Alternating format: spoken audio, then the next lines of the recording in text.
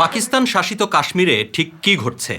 কয়েক সপ্তাহ ধরে চলা বিক্ষোভ, সরকারি বাহিনীর সঙ্গে সংঘর্ষে অন্তত ২০ জনের মৃত্যুর পর ধর্মঘটে অচল হয়ে পড়ে কাশ্মীরের পাকিস্তান নিয়ন্ত্রিত অংশ, যাকে দেশটি আজাদ জম্মু ও কাশ্মীর নামে অভিহিত করে থাকে। প্রাণহানির পর এখন পরিস্থিতি অনেকটা স্বাভাবিক হওয়ার পথে থাকলেও সংকটের সমাধান না হওয়ায় আবার যে কোনো মুহূর্তেই পরিস্থিতি অশান্ত হয়ে ওঠার আশঙ্কা রয়েছে।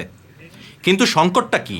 এই বিক্ষোভের কেন্দ্রে রয়েছে একটি সংগঠন, জয়েন্ট আওয়ামী অ্যাকশন কমিটি বা জ্যাক।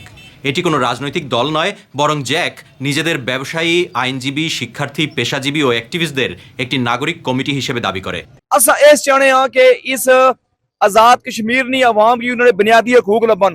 बुनियादी हकूक भी सड़कां, अस्पताल, बिजली, गैस, पानी, स्कूल, कॉलेज, यूनिवर्सिटियां। তবে এবারের আন্দোলনের পেছনে আরেকটি বড় কারণ রয়েছে পাকিস্তান শাসিত কাশ্মীরের পার্লামেন্টে প্রতিনিধিত্ব। এটা বুঝতে হলে আগে অঞ্চলটির স্থানীয় পার্লামেন্টের আসন ভাগাভাগির বিষয়ে জানতে হবে। পার্লামেন্টে মোট ৫৩টি আসন রয়েছে, এর মধ্যে ৪৫টিতে সরাসরি নির্বাচন হবে, বাকি ৮টি আসন সংরক্ষিত। এর মধ্যে ৫টি নারী, একটি টেকনোক্র্যাট, একটি ওলামা মাশায়েখ এবং একটি প্রবাসী কাশ্মীরিদের জন্য বরাদ্দ। কিন্তু সরাসরি নির্বাচনের ১২টি আবার সংরক্ষিত ১৯৪৭ এবং ১৯৬৫ সালের যুদ্ধের সময় ভারত নিয়ন্ত্রিত কাশ্মীর থেকে পালিয়ে আসা শরণার্থীদের জন্য। এই শরণার্থীরা পাকিস্তান নিয়ন্ত্রিত কাশ্মীরে নয়, বরং বসবাস করেন করাচি, রাওয়ালপিন্ডি, লাহোরের মতো পাকিস্তানের মূল ভূখণ্ডের বিভিন্ন বড় বড় শহরে।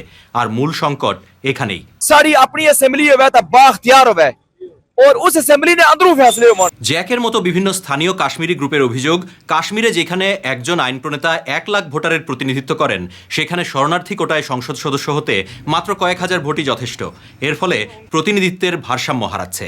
তাদের অভিযোগ, কাশ্মীরের বাইরে বসবাসরত সংসদ সদস্যদের মাধ্যমে পাকিস্তানের মূলধারার বিভিন্ন রাজনৈতিক দল কাশ্মীরের পার্লামেন্টকে নিয়ন্ত্রণ করছে।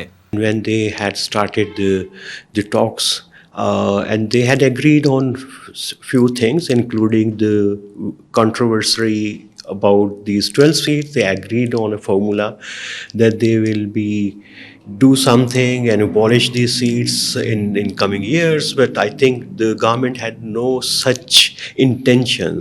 এই নিয়ে বিক্ষোভে প্রাণহানির পর ৫ জুন কাশ্মীর কর্তৃপক্ষ সন্ত্রাস বিরোধী আইনের অধীনে জ্যাককে নিষিদ্ধ ঘোষণা করে। এর ফলে উত্তেজনা তুঙ্গে ওঠে, হরতাল অবরোধে অচল হয়ে পড়ে পাকিস্তান শাসিত কাশ্মীর। ৭ জুন কাশ্মীরের সুপ্রিম কোর্ট রায় দেয় ১২টি সংরক্ষিত আসন সংবিধানে সুরক্ষা দেয়া হয়েছে।